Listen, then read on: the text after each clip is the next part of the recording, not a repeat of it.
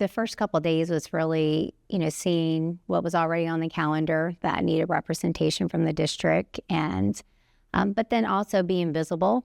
So, the staff knew there was a transition, but could feel, a sense of calmness, like a decision had been made, because we did go for, about over a week without someone being named.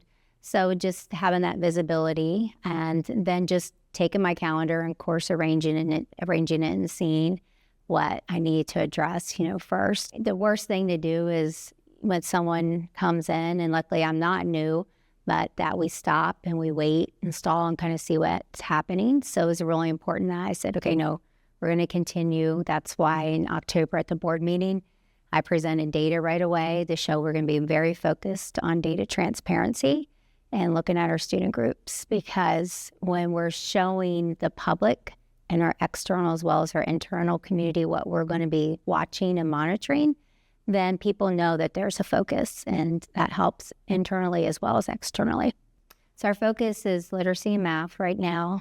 I did share that we have a lot of certified employees that we say they're centrally located. They're campus instructional coaches, they're specialists or coordinators that we supervise at Central. However, they are deployed to campuses, but they mostly work with our adults and support our adult teachers and support staff. However, starting this week, we actually are deploying them out 3 days a week to work with kids as well. So we've taken our data, we've tiered our campuses, and then we've taken our beginning of the year map data. Of course, if our students had taken STAR at this point from last year, looked at their STAR scores, and then looked at their interim assessments and identified tier 3 intervention groups that all of our support staff will be meeting with. So we've been working on the groupings, identifying the campuses, and then this week they're going out, meeting with those students. So it's not like a shock, when you're pulling students during the day in small groups. They know who you are first, and then after Thanksgiving, we're just ready to go. We also created a monitoring system for that. We do spend a lot of our budget is in support staff, so we want to make sure we're touching students and we're seeing academic growth, student achievement.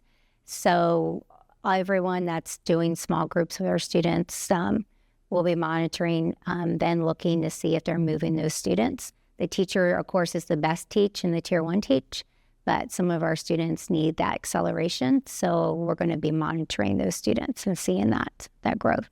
So when we're doing this plan, it's really looking at what does a campus already have? How can they put this type of initiative in place with their current staff? Which of our campuses that we see are D and F campuses and our C campuses that need additional help because they may have more students that are below grade level and fall into these areas. Looking at our data, they need more tier 3 interventions. So we're deploying, that's our first priority is those, and then our B campuses and A campuses, if they already have something in place, we're just tightening up on monitoring what they're doing with those students. We're doing some great things here. We always have been. Our students come to school every day ready to learn, engage, and they're doing wonderful things, and our teachers are. So we're just ready to highlight them and show the city that we are moving in the right direction. And there's definitely greatness happening here every day.